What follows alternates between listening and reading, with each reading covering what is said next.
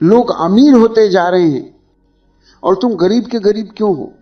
देखना जरा ईमानदारी से, गली में, गांव में, कस्बे में, हर जगह तुम्हें एक सा दृश्य दिखेगा। सुबह सबसे पहले जो आदमी खेत में, मजदूरी में, दुकान पर, रिक्शे पर, दफ्तर के बाहर हाजिरी लगाने खड़ा होता है, वही शाम को सबसे थका हुआ लौटता है और उसके घर में सबसे कम रोटी, सबसे ज्यादा चिंता होती है। और जो आदमी इतना पसीना नहीं बहाता, जो हर वक्त हांफता नहीं, जो थोड़ा चुप बैठकर देखता है, सोचता है, योजना बनाता है, धीरे धीरे उसके पास जमीन बढ़ती जाती है, दुकानें बढ़ती जाती हैं, नाम बढ़ता जाता है, तुम्हारे भीतर कसक उठती है। मेहनत तो हम ज्यादा करते हैं, फिर अमीर ये क्यों हो रहे? बचपन से तुम्हें एक ही श्लोक रटाया गया, मेहनत करो फल मिलेगा, जैसे ये कोई वेद मंत्र हो जिस पर सवाल करना भी पाप हो। मैं तुमसे पूछता हूं, अगर केवल मेहनत से ही सब होता तो इस धरती पर सबसे अमीर किसान होते, मजदूर होते, खनन में उतरने वाले होते, पत्थर तोड़ने वाले होते। इतिहास देखो, सबसे अमीर हमेशा वे बने जिन्होंने दिमाग चलाया, रणनीति बनाई, दूसरों की मेहनत को अपनी दिशा दी। राजा खुद खेत नहीं जोतता था, सेठ खुद गोदाम में बोरी नहीं ढोता था, साम्राज्य बनाने वाले खुद ईंट नहीं उठाते थे।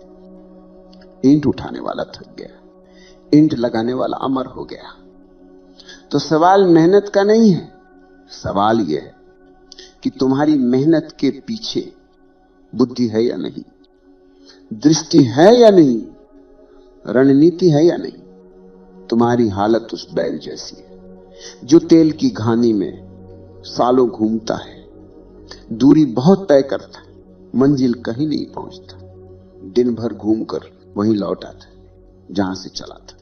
तुम भी वही कर रहे हो, कल भी यही था, आज भी यही है, कल भी यही रहेगा। केवल उम्र बदलेगी, झुर्रियां बढ़ेंगी, घुटने चिटकेंगे, पर तुम्हारा स्थान वही रहेगा। तुम्हें इतना भी ध्यान नहीं आता कि मेहनत को देवता बना बनाकर समाज ने तुम्हारे हाथ से दिमाग छीन लिया।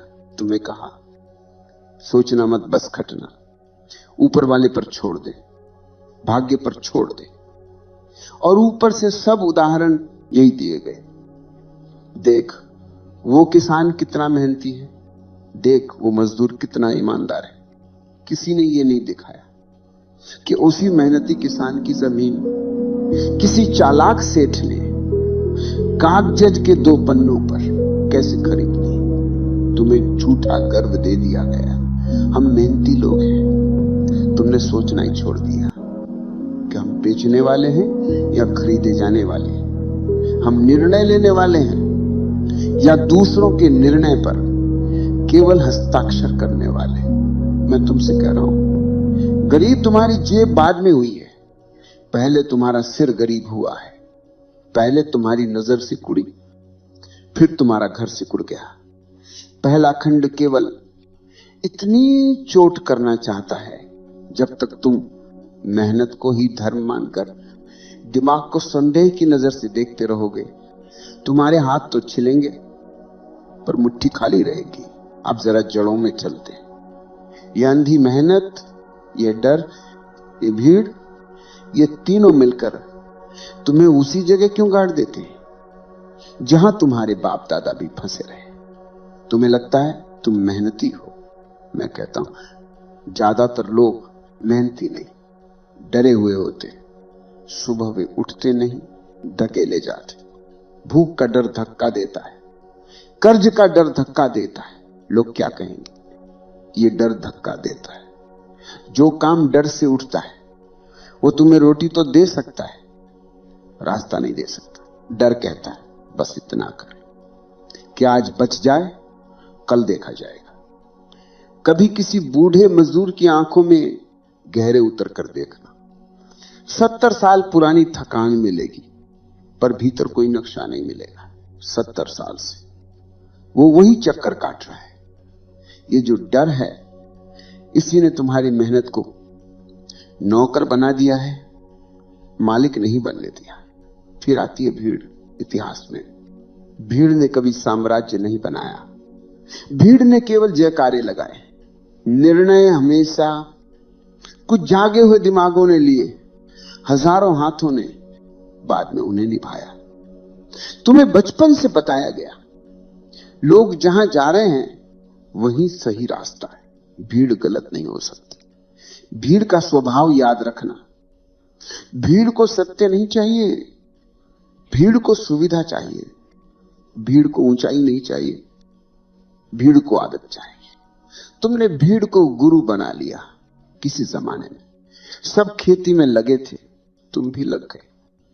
फिर सब शहर भाग गए, तुम भी भाग गए। कभी नए व्यापार की हवा चली, तुम उसमें भी झोंक दिए गए। तुमने कभी रुके बिना आत्मा से नहीं पूछा, मेरे भीतर क्या बीज है, मेरा कौशल क्या है, मेरी भूमि किस काम के लिए बनी। भीड़ के पीछे चलने वाला हमेशा सबसे पीछे रहता है, क्योंकि भीड़ जिस जगह पहुंची वहां पहुंचते पहुंचते समय बदल चुका होता है। तुम बाजार की उस दुकान पर पहुंचते हो जहां सेल खत्म हो चुकी है, बोर्ड अभी भी लटका है, झंडे अभी भी लगे हैं, पर माल किसी और ने उठा लिया। तुम दरवाजे पर खड़े रह जाते हो और कहते हो मेरे नसीब ही खराब है। फिर तीसरी डोरी आदत, तुम्हारी आदत है कि जो कल किया था आज भी वही करोगे। कल जिस रास्ते गए थे आज भी उसी पर जाओगे। कल जिस व्यक्ति से डर कर पीछे हटे थे आज भी उससे डरोगे।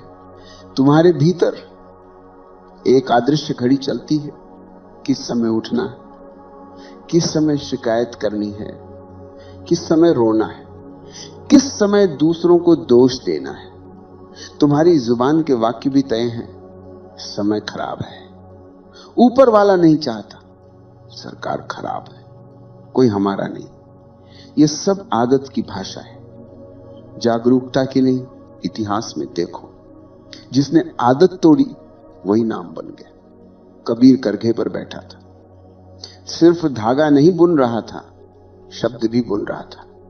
नानक व्यापारी था, सिर्फ सौदा नहीं कर रहा था, एक दिन सारी गिनती लंगर में बहा दी। ये गिनती नहीं, ये तो बांध है। तुम्हारे हाथ में करघा है, तुम्हारे पास दुकान है, तुम्हारे पास नौकरी है, पर उसके भीतर कोई नई दृष्टि नहीं उतरती। तुम वही करते हो जो हजारों ने किया, फिर उम्मीद रखते हो कि परिणाम अलग आए। दूसरा खंड तुम्हें केवल इतना दिखाना चाहता है, तुम्हारी गरीबी की जड़ कमी मेहनत में नहीं, कमी जागरूकता में। तुम्हारी मेहनत डर से चल रही है, तुम्हारी दिशा भीड़ से तय हो रही है। तुम्हारा हर दिन आदत के हवाले है। जब तक ये तीनों मिलकर तुम्हें चलाते रहेंगे तब तक तुम किसी और के खेल के मोहरे रहोगे। तीसरे खंड में हम अंदर उतरेंगे जहां तुम्हारा धन वाला लोभ भी बैठा है और धन का डर भी, जहां तुम अमीर होना भी चाहते हो और अमीरों से नफरत भी करते हो। यही तुम्हारा सारा खेल फंसा हुआ है। अब जरा भीतर उतर कर देखो, धन चाहिए या नहीं? सच सच कहना, प्रवचन सुनने की भाषा मत बोलना। चाहिए दिल से, पूरी चाह से, क्योंकि बिना धन के दवा भी दान बन जाती है, रोटी भी एहसान बन जाती है, रिश्ते भी बोझ बन जाते हैं। तुम चाहते हो कि तुम्हारे बच्चों को अच्छा विद्यालय मिले, बीमारी में अच्छे वैद्य डॉक्टर तक पहुंच हो, बुढ़ापे में हाथ फैलाकर किसी के दरवाजे पर खड़े न होना पड़े। तुम चाहते हो कि जहां जाओ थोड़ी इज्जत से देखा जाए, कोई तुम्हें दया की निगाह से न देखे। लेकिन इसी के साथ तुम्हारे भीतर एक दूसरा ही पाठ भी चल रहा है, जो बचपन से तुम्हारे कान में भरा गया। बहुत पैसा आएगा तो इंसान बिगड़ जाता है। अमीर लोग निर्दयी होते हैं, धन आए तो धर्म चला जाता है। ईमानदार तो वही जो फटेहाल रहे। घर में किसी अमीर आदमी का जिक्र आया, किसी ने कहा बहुत पैसा है उसके पास, तुरंत दूसरा वाक्य जुड़ जाता है, जरूर कहीं ना कहीं गड़बड़ की होगी, सीधा आदमी इतना नहीं कमा सकता। तुम्हारे गांव शहर में यदि कोई अचानक उभर जाए तो लोग दो ही बातें करते हैं, या तो चापलूसी करेंगे या पीठ पीछे कहेंगे काला धन है, बेईमान है, कुछ तो खेल किया होगा। यह सब सुन सुनकर तुम्हारे भीतर एक अजीब सा द्वंद्व बन गया। तुम धन भी चाहते हो और धन वालों से चलते भी हो। तुम संपन्नता की इच्छा भी रखते हो और संपन्न को भीतर से घृणा की नजर से भी देखते हो। सोचो, जिस चीज को तुम अपने भीतर ही पाप, छल, पतन से जोड़ चुके हो, उसे तुम्हारा मन पूरी निष्ठा से कैसे स्वीकार करेगा। जब भी कोई अवसर आता है, थोड़ा बड़ा कदम, थोड़ी ज्यादा जिम्मेदारी, थोड़ी अलग राह, थोड़ा जोखिम, तुरंत भीतर से आवाज उठती है, ये लोभ है, ये दुनियादारी है, ये तो गिरावट है, मैं तो सीधा साधा आदमी हूं। और तुम पीछे हट जाते हो। फिर जब वही अवसर किसी और के हाथ जाता है और वो आगे निकल जाता है, तुम रात को लेटकर कहते हो नसीब ही खराब है, किस्मत साथ नहीं देती। असली बात यह है, तुम्हारे नसीब ने नहीं, तुम्हारी मान्यताओं ने तुम्हारे हाथ बांध रखे हैं। तुम्हारे मंदिरों में भी भिखारी चेतना दिखाई देती है। लोग वहां भी सौदा कर रहे हैं, इतना चढ़ाऊंगा उतना दे देना। यह भी धन की ही भूखमरी है। जेब से मंदिर तक हर जगह एक ही रट, दे दे दे। तुम धन के बिना भी धन के गुलाम हो। तुम्हारा दिन धन की शिकायत में कटता है, तुम्हारी रात धन के सपने में कटती है, तुम्हारी बातचीत धन वालों की निंदा में कटती है। ये कैसी विचित्र बात है। तुम जिस चीज को दिन भर गाली देते हो, उसी के लिए रात को प्रार्थना भी करते हो। ये दो विपरीत धाराएं तुम्हें बीच से फाड़ देती, इसलिए तुम्हारे निर्णय कभी पूरे नहीं होते। काम करते हो तो आधे दिल से जोखिम लेते हो, तो आधे भरोसे से कोई अवसर आए तो आधे मन से पकड़ते हो और आधे मन से छोड़ देते हो। जो अमीर होते जाते हैं उनके भीतर ये दोहरी भाषा नहीं होती। वे धन को न देवता बनाते हैं न राक्षस। वे जानते हैं धन बस बल है, जैसे आग है जिससे रोटी भी पक सकती है और घर भी जल सकता है। तुमने आग को सीधे नरक का द्वार मान लिया और ठंड में कांपते हुए गुनगुनाते रहे। कंबल भी नहीं, अवश्य ही ईश्वर की इच्छा है। तृतीय खंड तुम्हें यह दिखा रहा है कि तुम्हारी गरीबी का अधहद हिस्सा बाहर की व्यवस्था का परिणाम हो, पर आधा हिस्सा तुम्हारे भीतर बैठे। इन्हीं टूटे फूटे वाक्यों का है।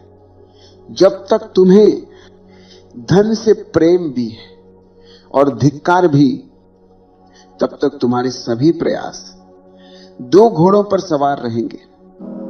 एक आगे दौड़ेगा, दूसरा पीछे घसीटेगा और तुम बीच में हीन भाव के साथ धराशायी होते रहोगे।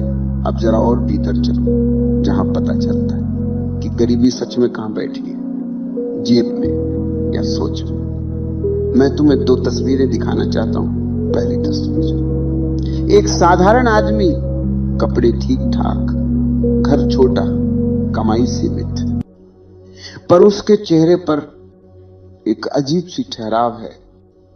बात में साफ साफपन है, आंखों में झुकाव नहीं, सिर सीधा। वो बोलता है तो अपनी जुबान का मालिक लगते हैं, किसी की दया पर नहीं। दूसरी तस्वीर, बहुत नाम वाला, बहुत काम वाला, गाड़ी, बंगला, सब कुछ, लेकिन उसकी आंखें हर समय गिनती कर रही हैं, किसने कितना लिया, मैंने कितना दिया, किसकी क्या नियत है, किससे कितना बचना है।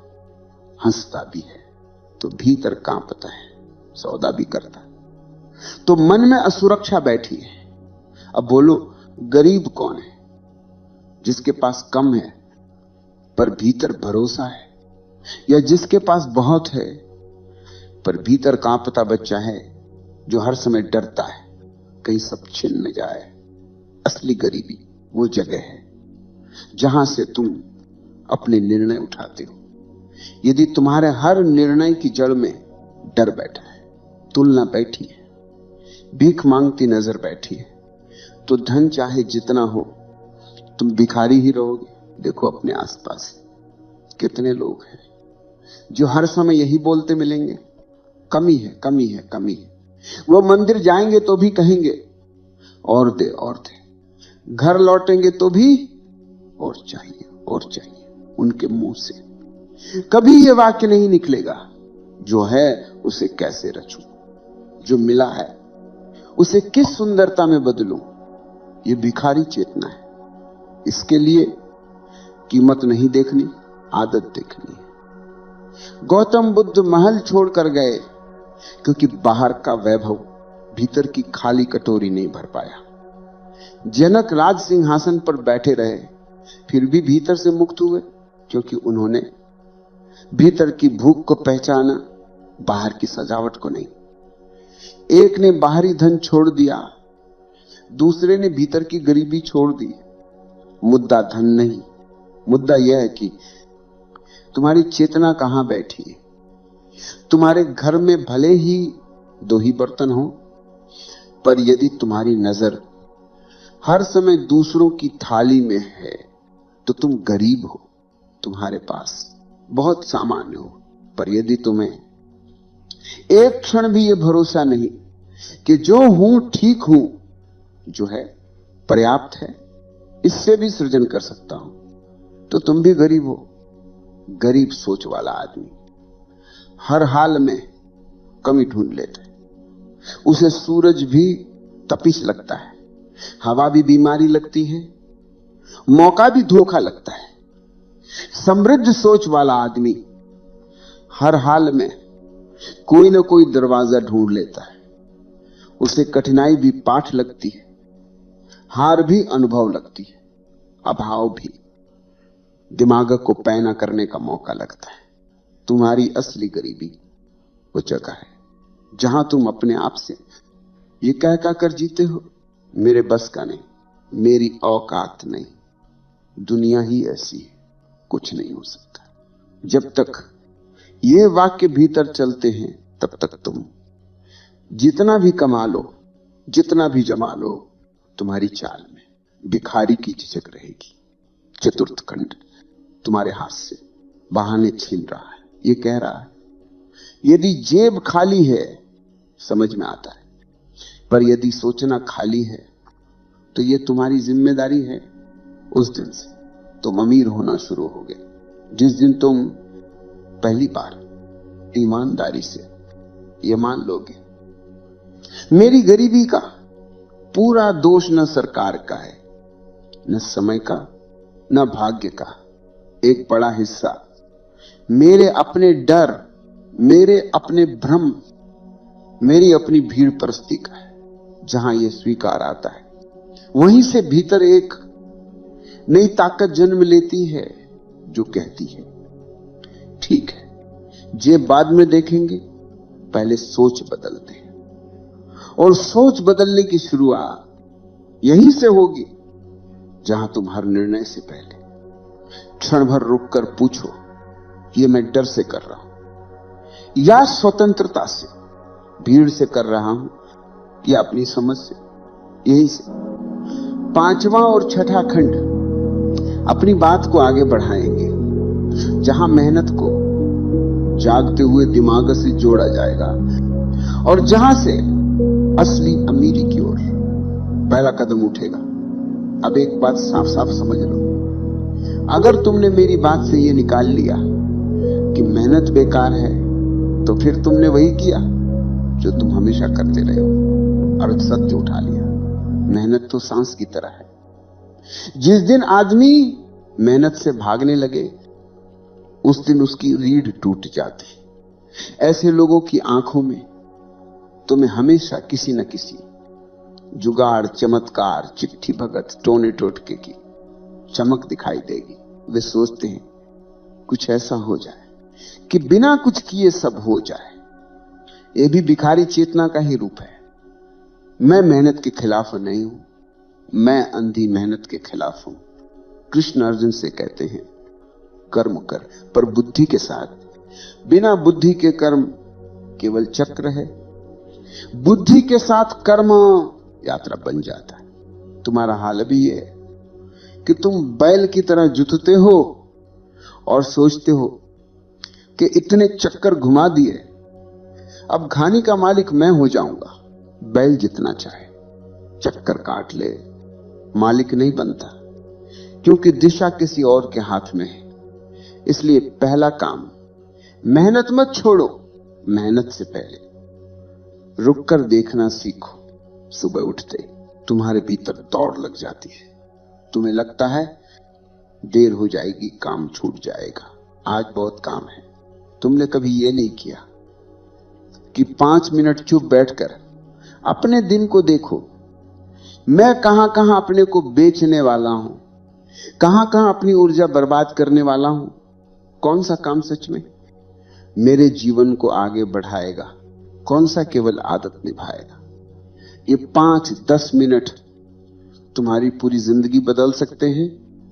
पर तुम्हें सबसे ज्यादा डर इन्हीं से लगता है, क्योंकि जैसे ही तुम चुप बैठोगे तुम्हें दिखने लगेगा कि तुम्हारे दिन का आधा हिस्सा डर के नाम है, आधा हिस्सा दिखावे के नाम। दिमाग जागने का अर्थ यह है कि तुम अपने कामों की जांच शुरू करो। मान लो तुम खेत वाले हो, अब तक तुमने बस यही सीखा कि जुताई करो, बीज डालो, मौसम भगवान के भरोसे। जागे हुए दिमाग से तुम ये भी पूछ सकते हो इस जमीन पर कौन सा बीज सही है, किस फसल को बाजार चाहिए, किस समय क्या बोना है, क्या बिल्कुल छोड़ देना है। तुम्हें आश्चर्य होगा, जमीन वही, हल वही, आसमान वही, पर परिणाम बदल सकता है। दुकान हो, नौकरी हो, कला हो, व्यापार हो, हर जगह यह प्रश्न तुम्हें अपने आप से पूछना होगा, यह काम मैं डर से कर रहा हूं या समझ से, भीड़ के दबाव से कर रहा हूं या भीतर की दृष्टि से। दिमाग जागने का दूसरा लक्षण यह है कि तुम्हारी ना मजबूत हो। गरीब आदमी अधिकतर हां में जीता, हर बुलावे पर हां, हर अतिरिक्त जिम्मेदारी पर हां, हर शोषण पर भी हां। उसे डर लगता है कि अगर उसने ना कह दी तो लोग उसे छोड़ देंगे, समाज उसे निकाल देगा, रोटी छिन जाएगी। समृद्ध सोच वाला आदमी जानता है कि कहां झुकना है और कहां सीधा खड़ा होना है। वो हर लालच पर नहीं कूदता, हर लाभ पर नहीं दौड़ता। उसे मालूम है कि कुछ चीजें छोड़नी भी पड़ती है ताकि बड़ा कुछ पकड़ सके। तीसरा लक्षण, असफलता से तुम्हारा रिश्ता बदल जाए। अभी तुम्हारी हालत यह है कि एक बार चूके तो सालों तक रोते रहते हो। जैसे बच्चे को कभी किसी ने कहा था तू कुछ नहीं कर सकता, और वो वाक्य आज तक तुम्हारी हड्डियों में गूंजता है। जागा हुआ दिमाग असफलता को कचरा नहीं, खाद बना देता है। वो देखता है मैं कहां सोया था, कहां मैंने भीड़ की सुनी, कहां मेरा निर्णय डर से हुआ। फिर वो अगली बार उसी जगह ज्यादा आंख खोलकर जाता है। जो लोग ऊपर उठते हैं उनकी जिंदगी में गलतियां तुमसे कम नहीं, तुमसे ज्यादा होती हैं। बस फर्क इतना है कि वे हर गलती से सीखते हैं, तुम हर गलती से अपने ऊपर ठप्पा लगाते हो। धीरे धीरे तुम्हारी मेहनत अपना धर्म बदलने लगती है। पहले मेहनत तुम्हें थका देती थी, अब मेहनत के साथ समझ जुड़े तो वही मेहनत तुम्हें पैना बनाती है। पहले तुम केवल दूसरों का बोझ उठाते थे, अब तुम ये देखने लगते हो कि मैं किस काम से कुछ नया पैदा कर सकता हूं। नई व्यवस्था, नया तरीका, नया रास्ता, नया विचार, यहीं से धन तुम्हारे लिए केवल जितना ज्यादा उतना अच्छा नहीं रह जाता, वो प्रश्न बन जाता। क्यों, कैसे, किस लिए? और जब धन प्रश्न बनता है, साधन बनता है, तब तुम अंदर से एक अजीब हल्कापन अनुभव करते हो। तुम धन को पकड़ते हो पर धन तुम्हें नहीं पकड़ पाता। यहीं से सच्ची अमीरी की ओर पहला कदम उठता है। अब जरा कल्पना करो, सब कुछ वैसा ही है जैसा अभी है। तुम्हारा घर वही, तुम्हारा काम वही, तुम्हारे लोग वही, पर तुम्हारे भीतर एक बात बदल गई है। तुम हर निर्णय से पहले क्षण भर रुकते हो और अपने आप से पूछते हो, यह मैं डर से कर रहा हूं या स्वतंत्रता से? यही जगह तुम्हारी अमीरी की जड़ है। जिस दिन तुम्हारा निर्णय डर से नहीं दृष्टि से उठेगा, उसी दिन से तुम गरीब होना छोड़ दोगे। चाहे जेब अभी भी हल्की हो, असली अमीर वो नहीं जो तिजोरी में बंद है।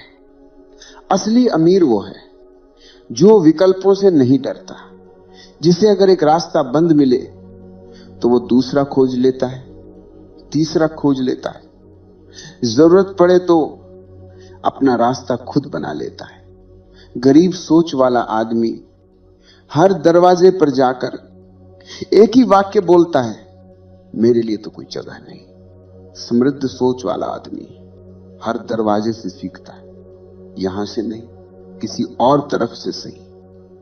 जब तुम भीतर से अपने जीवन की जिम्मेदारी दूसरों से वापस लेकर अपने हाथ में लेते हो, तो तुम्हारी चाल बदल जाती है।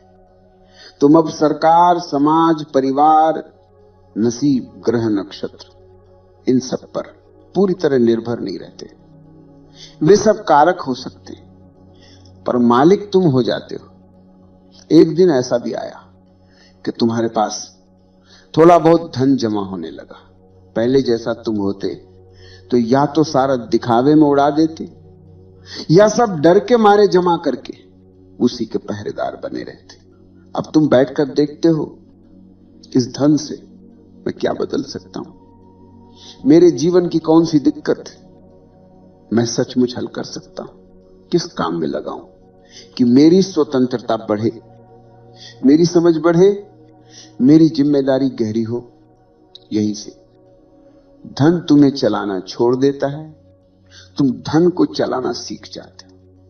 और यदि कभी ऐसा भी समय आए कि जो था वो चला गया, बीमारी में, किसी दुर्घटना में, किसी गलत निर्णय में, तो तुम बिखरते नहीं, तुम बैठकर देखते हो, धन गया है, मैं नहीं गया। जिस दिमाग, जिस हिम्मत से ये आया था, वो अभी भी मेरे पास, मैं फिर बना सकता हूं, शायद इस बार और ज्यादा साफ समझ के साथ।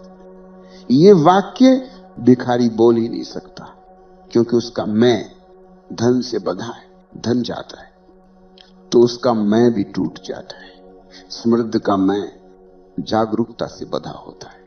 जिस दिन तुम्हारा भरोसा अपने होश पर आ जाए, किसी संख्या पर नहीं, किसी तिजोरी पर नहीं, किसी कागज पर नहीं, उस दिन से तुम भीतर से अमीर हो गए। उसके बाद धन आए तो अच्छा, न आए तो भी तुम्हारा केंद्र नहीं कांपेगा। तुम जो निर्णय लोगे वो केवल पेट के डर से नहीं, आत्मा की गरिमा से लिया जाएगा।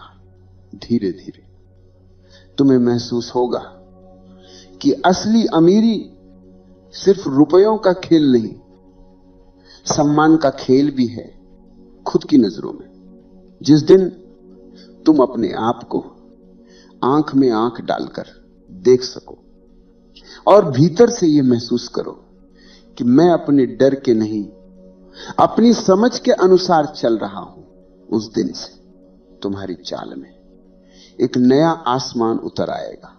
शायद बाहर से कुछ ज्यादा न बदले, घर वही, गली वही, धूप वही, मिट्टी वही, पर तुम्हारी नजर बदल जाएगी। और जो नजर बदल जाए उसके लिए सब बदला बदला ही होता है।